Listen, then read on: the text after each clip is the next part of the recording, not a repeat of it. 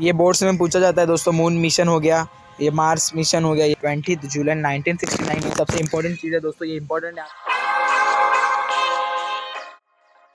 तो ये दोस्तों कैसे हो सभी लोग, welcome to my new vlog. तो ये है 60 डे स्टडी साइंस का डे 18। जैसे कि अपना डे 17 में देख लिया था, अपना 10 चैप्टर स्पेस मिशन हमने चालू कर दिया था, वो अपना आधा कंप्लीट हो गया था। तो आज के वीडियो में हम वो पूरा कंप्लीट करने वाले हैं, तो बने रहिए मेरे साथ। तो वो अपने स्टडी को स्टार्ट करते हैं। अगर आप मेरे चैनल पर न्यू हो तो मेरे चैनल को सब्सक्राइब, वीडियो को लाइक करते जाएं, ताकि मेरे को मोटिवेशन मिलता रहे दोस्तों। मुझे पता है आप जरूर करोगे।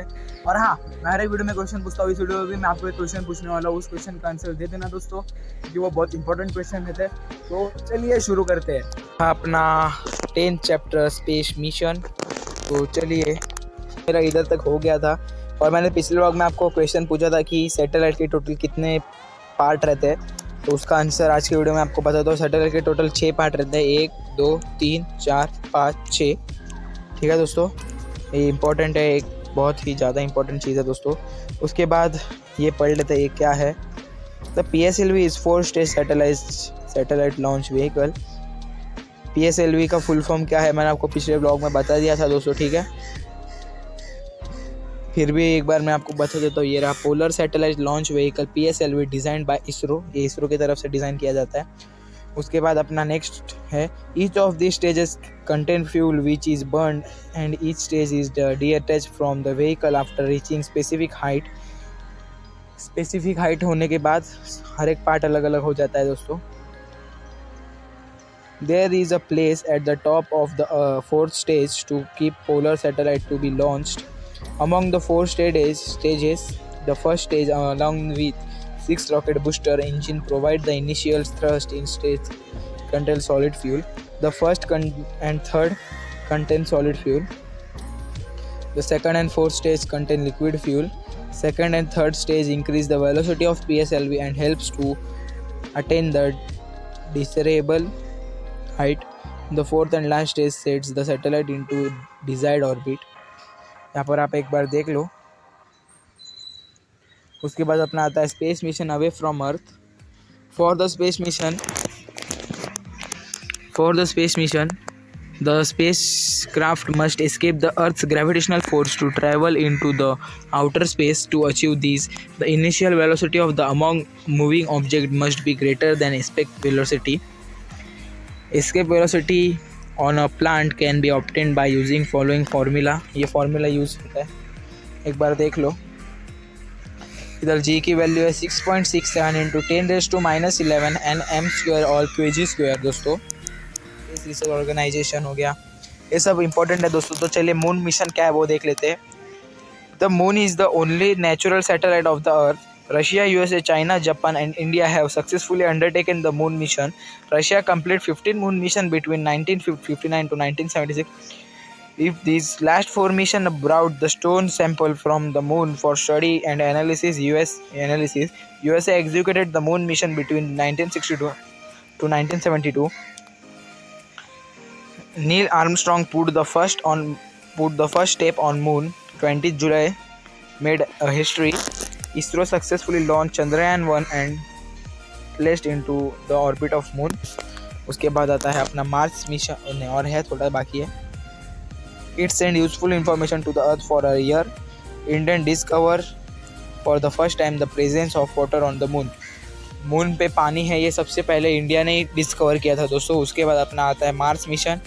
Many nations sent spacecrafts towards the Mars, but only few of these have been successful. ISRO sent the Mangalyaan, which make remarkable performance. Mangalyaan was launched in November 23rd, 2013, was placed in the orbit of the Mars in September 2014. It gives useful information about the surface and atmosphere of the Mars.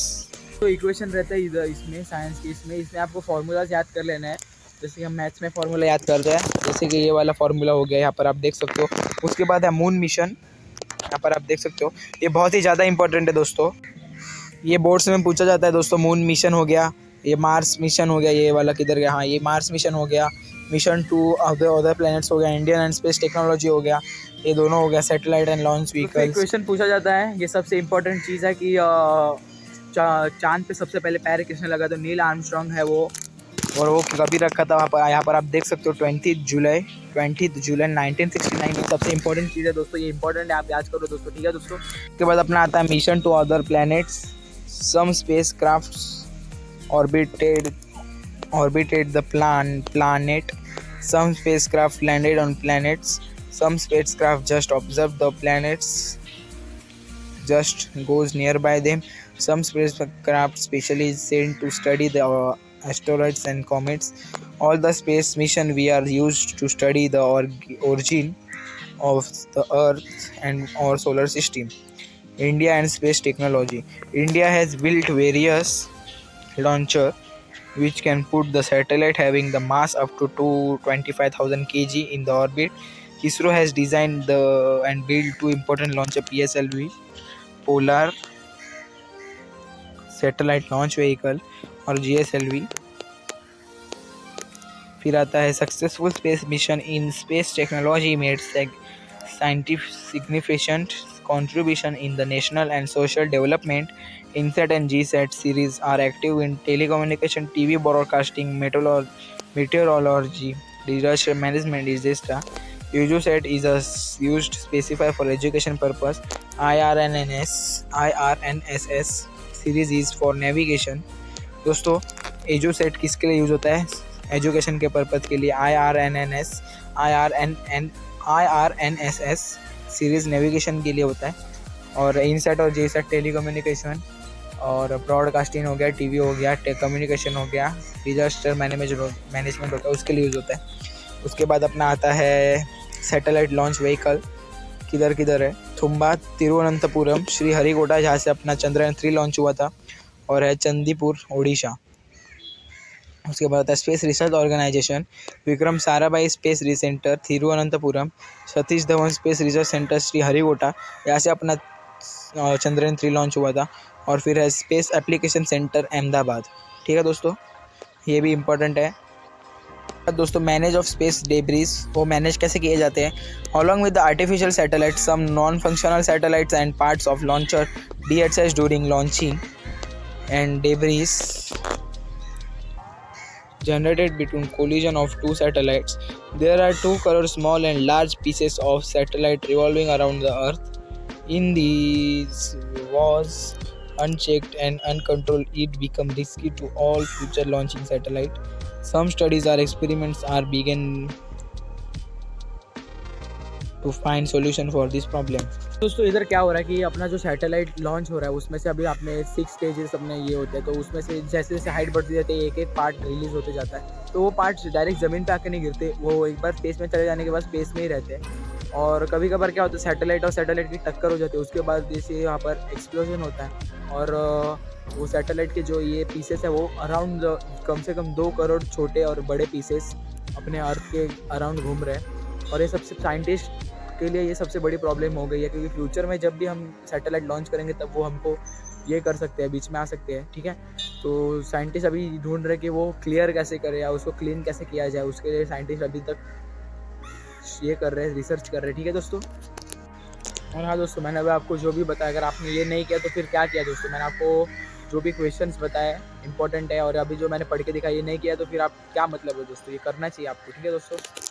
तो दोस्तों अपना 10th chapter space mission ये complete हो चुका है. अगर आपको कुछ भी क्वेश्चन हो तो आप मेरे को जरूर पूछना, मैं आपको जरूर दूंगा, आपको जरूर आंसर दूंगा दोस्तों. और आपको किसी भी टॉपिक पे क्वेश्चन हो तो आप मेरे को जरूर पूछना, किसी भी चैप्टर के किसी भी टॉपिक पर अगर आपको क्वेश्चन हो तो आप मेरे को जरूर पूछना. और आज का क्वेश्चन ये है कि सैटेलाइट के कौन से 2 पार्ट्स में सॉलिड फ्यूल रहता है. सैटेलाइट जो मैंने आपको PSLV दिखाया उसके कौन से 2 पार्ट में ये रहता है सॉलिड फ्यूल रहता है, वो मेरे को कमेंट में बताना. जो भी आंसर देगा उस सही आंसर देगा उसको लाइक देके मैं पिन करूँगा. ठीक है दोस्तों.